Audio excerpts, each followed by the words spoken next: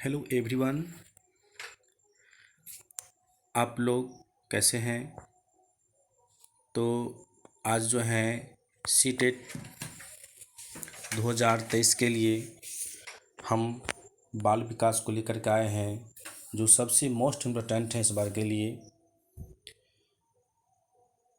चलिए दोस्तों, आप लोग जितने भी हमारे चैनल पर नए हैं, चैनल को सब्सक्राइब कर लेंगे और बेल आइकन को प्रेस कर देंगे और लाइक एवं शेयर ज़रूर कीजिएगा। चलिए हम अगला क्वेश्चन लेते हैं। आज का क्वेश्चन कहता है कि एक खेल क्रिया के दौरान चोट लगने पर रोहन रोने लगा। यह देखकर उसके पिता ने कहा, लड़कियों की तरह व्यवहार ना करो, लड़के रोते नहीं हैं। पिता का यह कथन क्या है? बताइए। पहला है लैंगिक रूढ़िवादिताओं को दर्शाता है। दूसरा है लैंगिक रूढ़िवादिताओं को चुनौती देता है।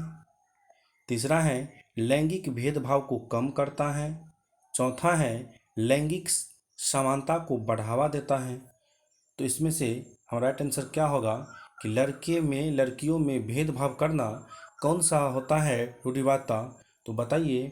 यहाँ पर जो होगा हमारा पहला ही आंसर होगा, लैंगिक रूढ़िवादिताओं को दर्शाता है, चुनौती नहीं देता। यहाँ पर लैंगिक भेदभाव को कम नहीं करता है तो बढ़ावा दे रहा है, लैंगिक समानता को बढ़ावा देता है, ये तो निगेटिव पॉइंट है। इसलिए हमारा राइट आंसर कौन सा हो जाता है? यहाँ पर पहला सही होगा, लैंगिक रूढ़िवादिताओं को दर्शाना। चलिए दोस्तों, आगे चलेंगे। अब हम दूसरा क्वेश्चन है,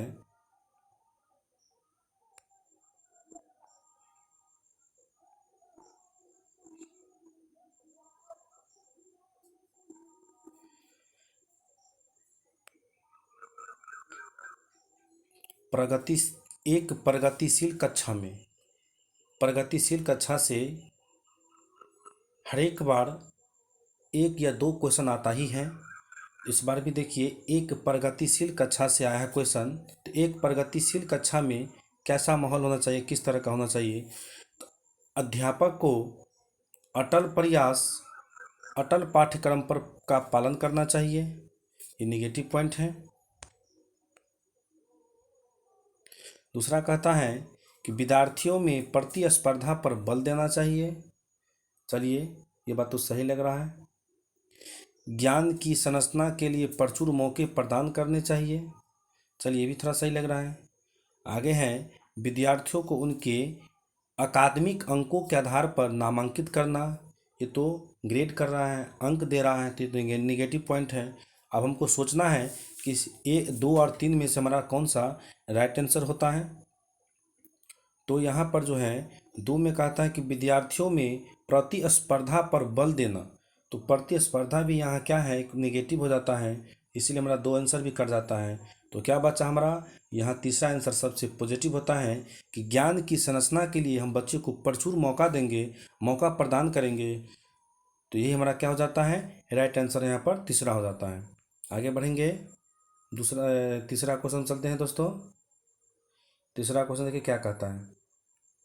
तीसरा क्वेश्चन कहता है कि एक गतिविधि के दौरान छात्रों को संघर्ष करते देख एक अध्यापिका बच्चों को संकेत और इशारे जैसे क्या, क्यों, कैसे प्रदान करने का फैसला लेती है।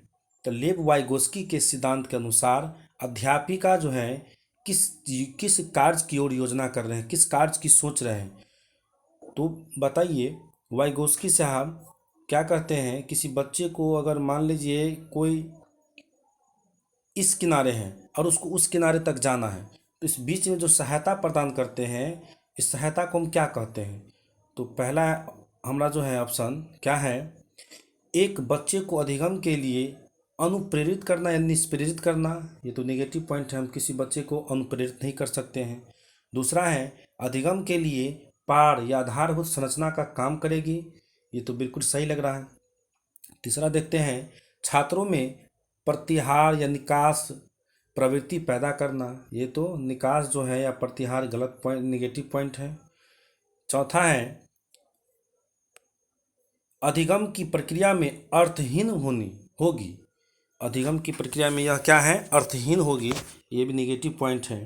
तो यहाँ पर हमारा जो राइट आंसर होता है दोस्तों, यह दूसरा हो जाता है। क्यों? अधिगम के लिए जो है यह क्या कर रहे हैं, वहाँ पर अध्यापक उसको पार यानी कि मचान क्या क्या करता है, वह प्रयोग कर रहा है, बच्चे को सहारा देने का कार्य करता है। इसी का नाम इंग्लिश में हम कहते हैं इसको फोल्डिंग। क्या कहते हैं, इसको फोल्डिंग कहते हैं। और यह सहायता करने का कार्य करता है।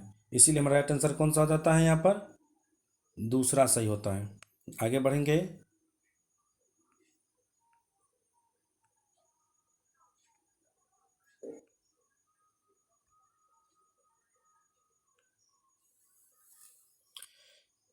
क्या है चौथा क्वेश्चन, देखिए। बच्चों के सामाजिकरण के संदर्भ में कौन से कथन सही है? पहला है, विद्यालय सामाजिकरण का एक द्वितीय कारक है और परिवार सामाजिकरण का एक प्राथमिक कारक है। दूसरा कहता है कि विद्यालय सामाजिकरण का एक प्राथमिक कारक है और समकक्षी सामाजिकरण के द्वितीय कारक है। तीसरा कहता है समकक्षी सामाजिकरण के प्राथमिक कारक है और परिवार सामाजिकरण का द्वितीय कारक है। चौथा कहता है कि परिवार एवं जन संचार दोनों सामाजिकरण के द्वितीय कारक हैं। देखिए दोस्तों, यहाँ परिवार आ गया चौथा में, तो चौथा परिवार जब ही आ गया तो प्राथमिक कारक है, यहाँ कह रहा है द्वितीय कारक है, इसलिए क्या हमारा चौथा गलत होता है। आगे कहता है कि प्राथमिक कारक परिवार सामाजिकरण का एक द्वितीय कारक है, परिवार द्वितीय कारक में नहीं आता है, गलत है। दूसरा में चलेंगे हम कि विद्यालय सामाजिकरण का प्राथमिक कारक है, ये गलत है, क्योंकि विद्यालय जो है प्राथमिक कारक का द्वितीय कारक होता है। पहला ऑप्शन में देखेंगे कि विद्यालय सामाजिकरण का एक क्या है, द्वितीय कारक है, और परिवार जो है सामाजिकरण का प्राथमिक कारक है। इसीलिए हमारा क्या हो जाता है, राइट आंसर पहला सही हो जाता है, क्योंकि सामाजिकरण के संदर्भ में सही कथन पूछा है। तो विद्यालय जो है सामाजिकरण का द्वितीय कारक होता है और परिवार है सामाजिकरण का प्राथमिक कारक। ये राइट आंसर हमारा पहला हो जाता है। चलिए हम आगे बढ़ेंगे।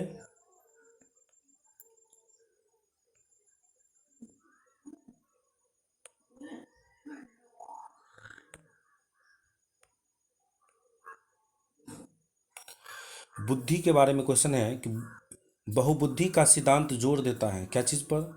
बुद्धि लब्धि केवल वस्तुनिष्ठ परीक्षणों का द्वारा ही मापी जाती है, निगेटिव पॉइंट है। केवल, जब भी आपको केवल दिखा जाए, आपको टैग वर्ड में हम पढ़ाए हुए हैं, अगले वीडियो में देख लीजिएगा कि जहाँ पर केवल लिखा हो वह निगेटिव पॉइंट होता है और वह हमारा उत्तर नहीं होगा। दूसरा कहता है एक आयाम में बुद्धिमत्ता अन्य सभी आयामों में बुद्धिमत्ता निर्धारित की जाती है, हम किसी चीज़ को निर्धारित नहीं कर सकते हैं। तीसरा कहता है कि बुद्धिमत्ता की विभिन्न दशाएं होती हैं, ये हमारा सही आंसर है, क्योंकि बुद्धि जो है विभिन्न प्रकार के होते हैं, बुद्धि बहुयामी होते हैं। ये हमारा क्या हो जाएगा यहाँ पर, 5 का जो है तीसरा आंसर सही होता है। चौथा भी हम देख लेते हैं क्या कह रहा है, बुद्धिमत्ता में कोई व्यक्तिगत विभिन्नता नहीं होती है, ये गलत है, क्योंकि बुद्धिमत्ता में व्यक्तिगत विभिन्नता पाई जाती है। तो हमारा राइट आंसर क्या हो जाएगा यहाँ पर, तीसरा सही होता है। हम आगे बढ़ेंगे छठे क्वेश्चन पर। यह आ गया लॉरेंस कोहलबर्ग के, ठीक है। देखिए इसमें क्या कहता है, लॉरेंस कोहलबर्ग के सिद्धांत के अनुसार किसी कार्य को इसलिए करना क्योंकि दूसरे इसे स्वीकृति देते हैं, तो नैतिक विकास के खाली स्थान चरण को दर्शाता है। तो किस अवस्था में आपको स्वीकृति प्रदान होगा, बताइए दोस्तों। पहला है प्रथा पूर्व, दूसरा है प्रथागत, तीसरा है उत्तर प्रथागत, चौथा है अमूर्त संक्रियात्मक। चौथा तो होगा ही नहीं, क्योंकि तो पियाजे का है, पियाजे का चौथा स्टेज इसमें दिया गया है। तो छठा का बताइए कौन सा आंसर सही होगा। तो छठा का जो आंसर होगा वह हो जाएगा आपका प्रथागत। क्या होता है, ये प्रथागत होगा, कि प्रथागत में जो है लॉरेंस कोहलबर्ग के अनुसार किसी कार्य को इसलिए करना क्योंकि दूसरे इसे स्वीकृति देते हैं, उसे वाहवा चावसी देते हैं, इसलिए हम लोग यह जो है प्रथागत के अंतर्गत आता है। आगे बढ़ेंगे हम। सातवां सातवां क्या कहता है, देखिए। लेब वाइगोस्की का सामाजिक सांस्कृतिक परिप्रेक्ष्य अधिगम प्रक्रिया में खाली स्थान के महत्व पर जोर देता है। किस पे जोर देता है? पहला है सांस्कृतिक उपकरण पर, दूसरा है गुणारोपण पर, तीसरा है अभिप्रेरणा पर, चौथा है संतुलीकरण पर। तो बताइए कि इसका राइट आंसर क्या होगा? तो जब ये कोई भी क्वेश्चन में वाइगोस्की दिखाई दिया तो इसका आंसर खोजिए कि सांस्कृतिक या समाज या भाषा किस ऑप्शन में है। तो देखिए इस तीनों में नहीं है, लेकिन पहला में क्या है? सांस्कृतिक है। तो बच्चे जो है समाज में सीखते हैं। कहाँ सीखते हैं? समाज में एक दूसरे से सोशल कांटेक्ट करके सीखता है, यह वाइगोस्की का कहना है। इसी प्रकार से वाइगोस्की का जो आंसर होगा हमारा पहला होगा सांस्कृतिक उपकरण में बच्चे का जो अधिगम है वह क्या होता है? महत्वपूर्ण जोर देता है लेव वाइगोस्की साहब जी। आगे बढ़ेंगे 8 नंबर के क्वेश्चन पर। चलिए क्या कहता 8वां, यह आ गया जीन पियाजे से। कहाँ से आ गया है? जीन पियाजे साहब से। तो जीन पियाजे अपने संज्ञानात्मक विकास के सिद्धांत में संज्ञानात्मक संरचनाओं को खाली स्थान के रूप में वर्णित करते हैं। तो बताइए कि जीन पियाजे साहब जो है संज्ञानात्मक संरचनाओं को किस रूप में वर्णित किया है? मनोवैज्ञानिक के रूप में, उद्दीपक अनुक्रिया के रूप में, विकास का समीपस्थ विकास के क्षेत्र में, या स्कीमा या मनोबंध के रूप में। बताइए किस रूप में वर्णित किया है? तो जीन पियाजे साहब का मनोवैज्ञानिक उपकरण तो है नहीं सिद्धांत कोई भी, उद्दीपक नहीं भी है, विकास का समीपस्थ विकास तो वाइगोस्की साहब का है। तो यहाँ पर कौन बचा? 4 बचा। तो हमारा राइट आंसर क्या हो जाता है? यहाँ पर 4 ही सही होगा, क्योंकि जीन पियाजे साहब ने स्कीमा पर बात किए हैं। स्कीमा होता क्या है? तो किसी भी व्यक्ति के दिमाग में एक प्रकार का सिस्टम डब्बा बना हुआ है, उस डब्बे को हम क्या कहते हैं? स्कीमा कहते हैं। उस डब्बे को सजा करके रखता है, इसी को हम लोग स्कीमा कहते हैं। आगे 9वां क्वेश्चन पर बढ़ेंगे हम।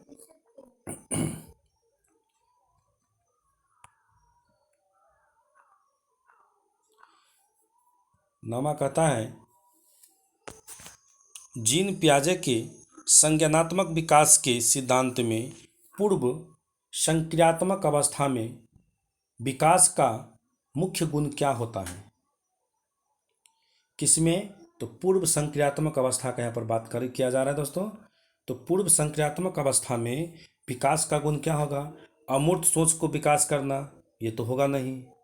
क्यों नहीं होगा? अमूर्त सोच तो होगा नहीं। चौथा अवस्था ये विचार सोच में केंद्रीकरण। चलिए हम आगे देखते हैं, तो सही लग रहा है। परिकल्पित निगमनात्मक सोच, ये तो चौथा अवस्था है। चौथा अवस्था ये संरक्षण और पदार्थों को क्रमबद्ध करने की व्यवस्था, तो ये हमारा तीसरा अवस्था लग रहा है। चौथा भी तीसरा अवस्था में है। तो यहाँ जो होगा, यहाँ राइट आंसर कौन सा हो जाता है हमको? 9वां का। तो 9वां का राइट आंसर हो जाएगा हमारे को दूसरा। क्यों?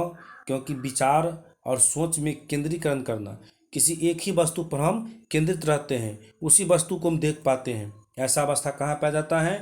पूर्व संक्रियात्मक अवस्था में, जीन पियाजे साहब के अकॉर्डिंग से। चलिए अगला क्वेश्चन जो होगा हमारा 10वां, देखिए क्या है कि विकास के संदर्भ में निम्नलिखित में से कौन सा कथन सही है? क्या पूछा है यहाँ पर? सही पूछा है। तो बताइए इसका क्या सही होगा?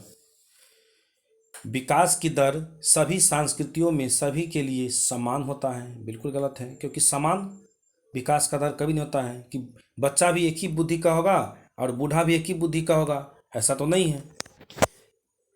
दूसरा कहता है विकास केवल विद्यालय में होने वाले अधिगम से ही होता है। देखिए फिर यहाँ केवल आ गया, निगेटिव पॉइंट है, ये तो होगा ही नहीं हमारा आंसर।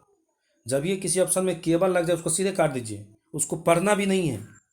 आगे पढ़ेंगे तीसरा में विकास केवल, फिर आगे केवल यहाँ पर बाल अवस्था के दौरान ही होता है, ये भी गलत है।